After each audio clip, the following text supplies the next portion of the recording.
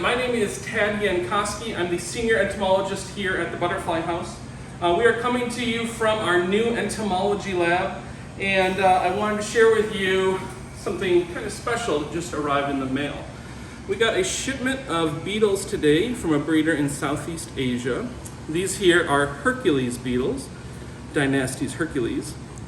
And I wanted to show you today what it takes to set up a rearing chamber for them as we attempt to breed these amazing beetles in captivity. So I'll set these guys aside. We'll see them again in a few minutes. First things first, you need a large container that we will be using to house them in. The bottom layer here you'll see is very hard packed soil that's broken down organic material. This is a old leaf and wood mulch material. You really want to pack it down tight. This is a kind of damp, but not muddy. In the wild, these beetles would lay their eggs in rotting logs and maybe dead standing trees. So they're really looking to find a spot to lay their eggs that is sort of a dead hardwood kind of feel to it. These here are soft rotting logs. It looks kind of hard, but actually this material, this wood, is almost the consistency of paper. Breaks apart kind of like a cake almost into tiny little pieces. And this is sort of like beetle cake. They love this. Hopefully this will encourage the females to lay their eggs down in the material here. So we'll put one big piece there. We've got a couple other little pieces we will add to it.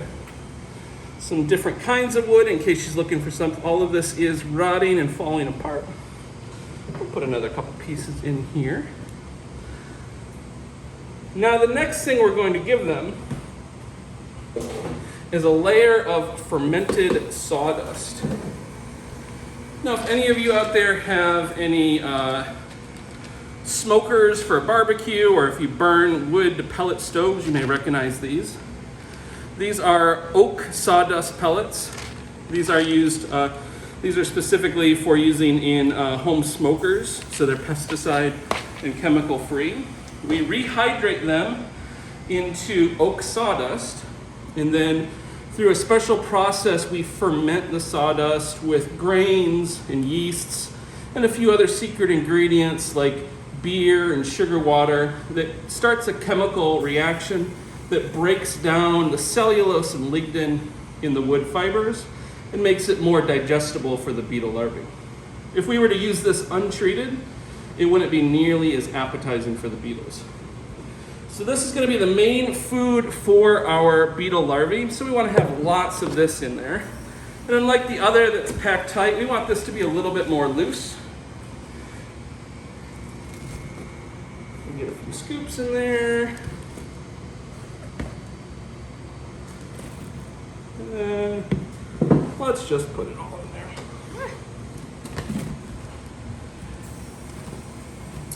In the wild, these may be in rotting logs that are partially buried, or they may dig underneath of them, so they really want there to be a considerable amount of substrate for them to dig down into to find just the ideal spot to lay their eggs.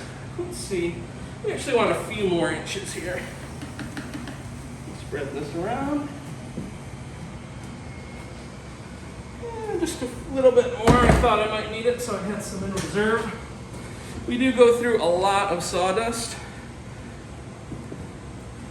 but it's what's needed to take care of our animals. Now these beetles are native to Central America, and unfortunately in the rainforest where they live, there's not as many rotting logs that stay on the forest floor for up to 2 years that it takes for these guys to develop. And so we want to be able to captive rear as many of them as possible. So that's our goal with these beetles, so that we can show off their offspring and future generations to the public without having to rely on wild-caught specimens or captive reared specimens that were raised in Southeast Asia.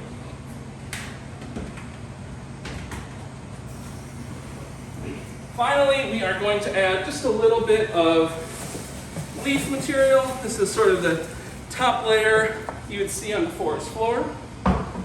It's going to make it feel nice and at home for them. There's a little bit more rotting wood. There's different states of decay of leaves and things like that.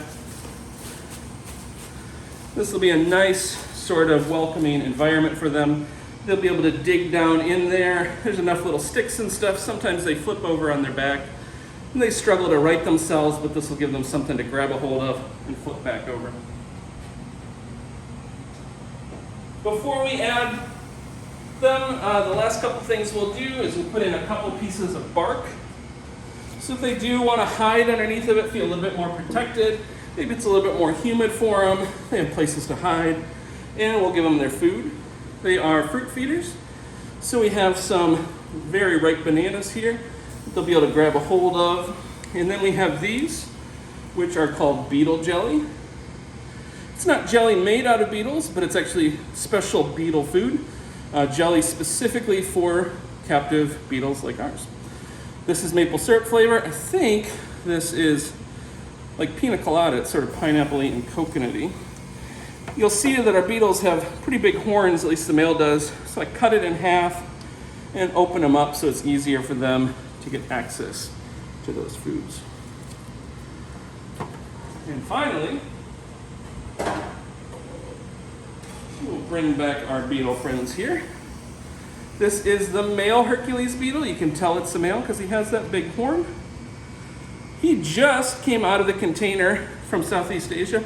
He's already feeding on that banana. He's hungry. He's been in a container for almost a week.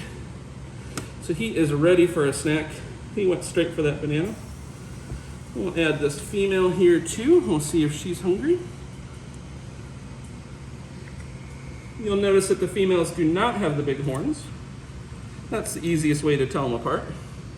The males use the horns to fight each other. The females do not have the horns because they don't fight, and it lets them burrow down into the soil without getting tangled in leaves and sticks and roots and things like that. So there you have it. This is how we set up our breeding containers for our beetles, like these Hercules beetles. With any luck, in anywhere from a year and a half to 2 years from now, we may have their babies turning into adult beetles as the first generation right here at the Butterfly House in captivity. So thank you very much. Come and check us out here at the Butterfly House. We are in our new entomology lab. We have windows all around us where you can look in and see what we're doing. We may be processing butterfly shipments, processing beetle shipments, or who knows what you'll see. Have a great day.